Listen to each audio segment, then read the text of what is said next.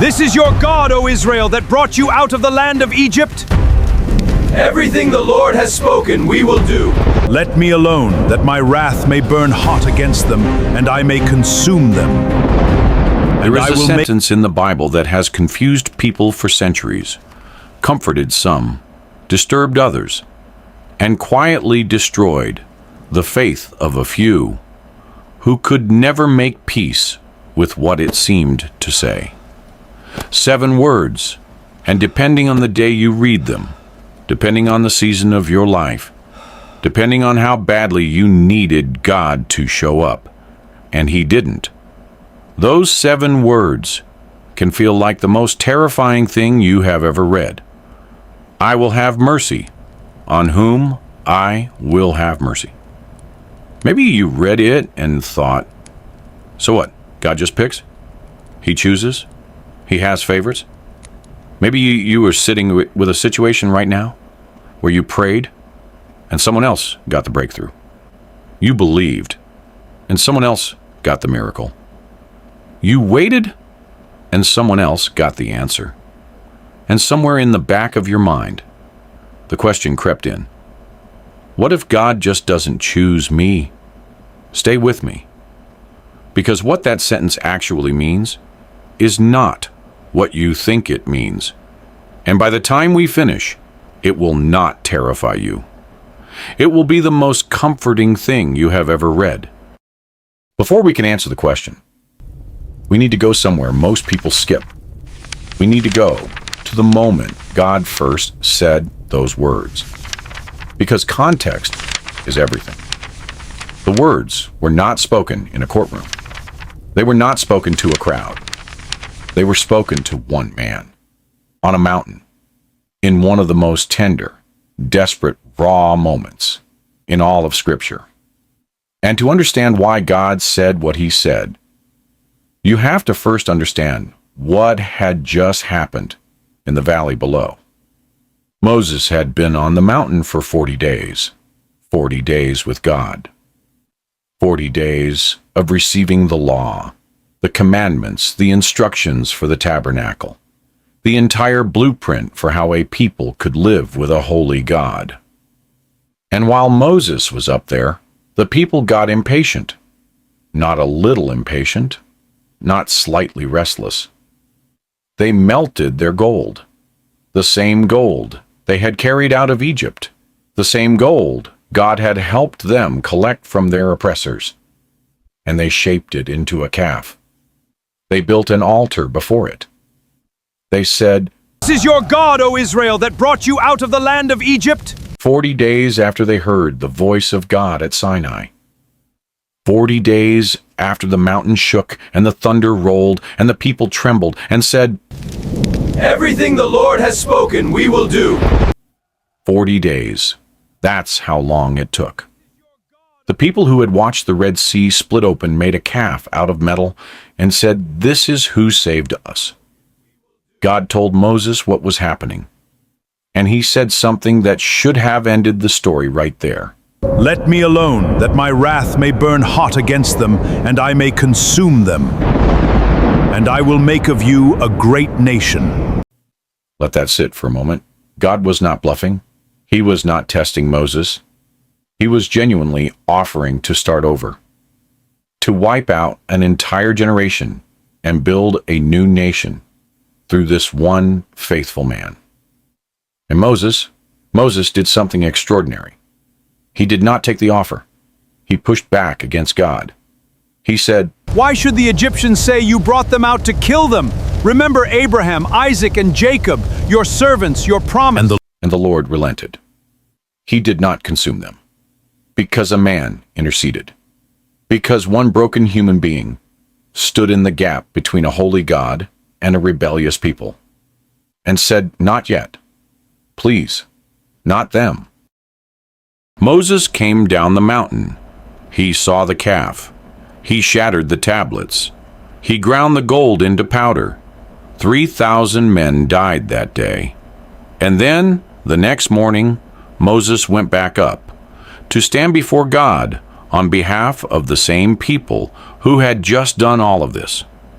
And he said one of the most breathtaking things any human being has ever said to God. Oh, these people have committed a great sin and have made for themselves a god of gold. Yet now, if you will forgive their sin, but if not, I pray, blot me out of your book which you have written. Blot me out. Moses was offering his own place with God in exchange for the people who had just broken the covenant. He was not arguing that they deserved forgiveness. He was asking for it anyway. That is not logic. That is love. God responded to Moses' intercession. He said, My presence will go with you, and I will give you rest. And Moses, still not satisfied, said, If your presence does not go with us, do not bring us up from here. He was not celebrating yet. He was not done asking. He could feel that something more needed to happen. Something that would secure not just forgiveness, but the full restoration of God's presence with the people. And then he asked the thing underneath the thing. He said, Please, show me your glory. And this is the moment. This is the moment God said those 7 words. Not from a throne of cold, judicial authority, not as a warning, not as a threat, as an answer to a man on his knees who had just given everything he had and was asking to see God's face. God said, I will make all my goodness pass before you, and I will proclaim the name of the Lord before you. And then he said it. I will be gracious to whom I will be gracious, and I will have compassion on whom I will have compassion. Now here is what most people miss. Those words, I will have mercy on whom I will have mercy, were not God closing a door. They were God opening one. He was not saying, I choose who gets mercy, based on hidden criteria. You will never understand, so good luck. He was saying something far more radical than that. He was saying, my mercy belongs to me.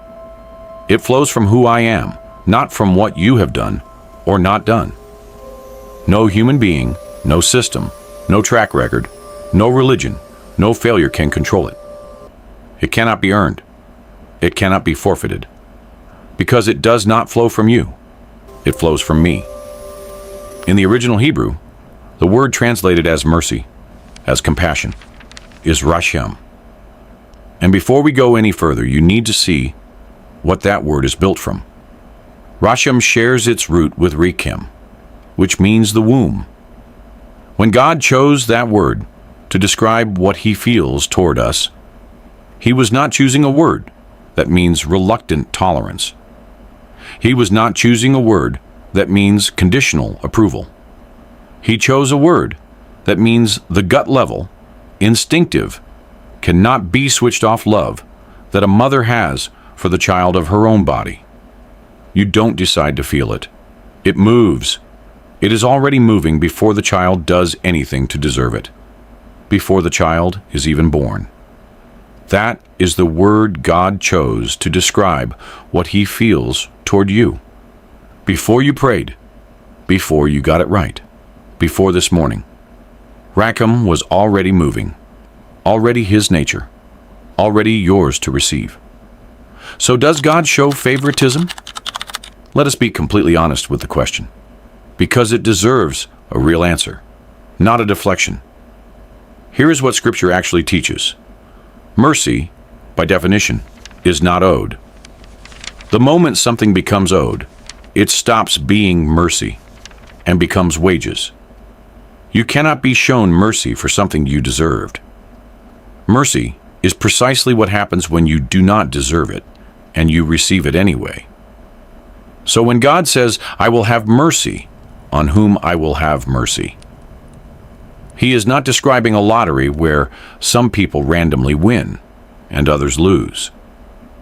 He is describing the fact that mercy is his sovereign gift to give, and he cannot be pressured, manipulated, argued, or performed into it.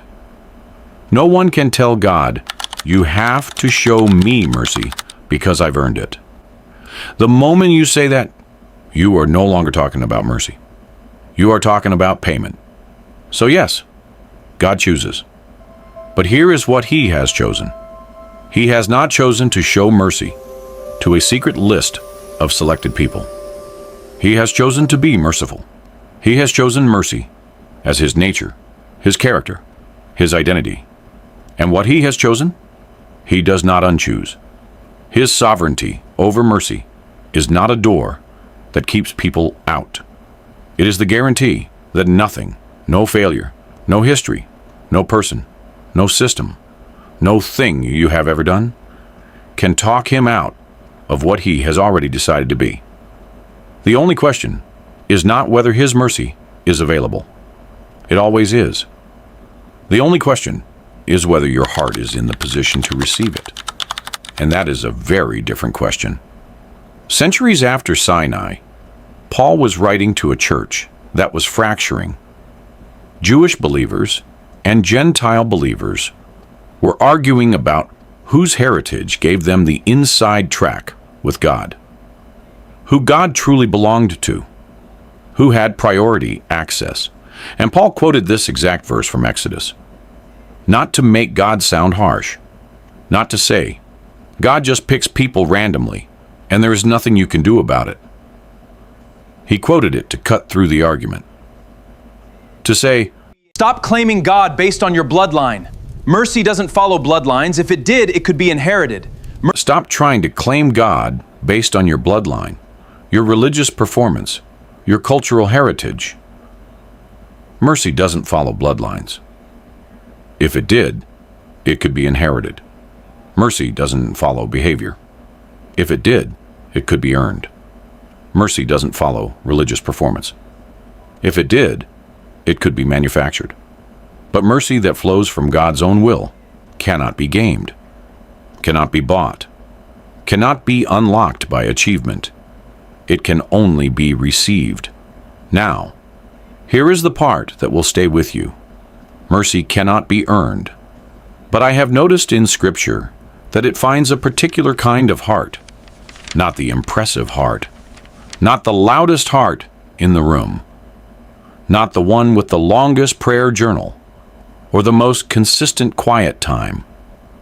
Mercy finds the broken heart, the contrite heart, the heart that has run out of alternatives and is simply standing there. Like Moses stood on that mountain, empty-handed, no other options, not bargaining, not performing, just standing there and saying, I have nothing to offer you. I just need you to be who you are. Because the proud heart, the heart that still believes it can earn its way, perform its way, negotiate its way into mercy, cannot receive what it will not admit it needs. That is not God withholding. That is the proud heart blocking itself. You cannot receive a gift with a closed fist. Mercy does not force itself. It does not shout over your self-sufficiency.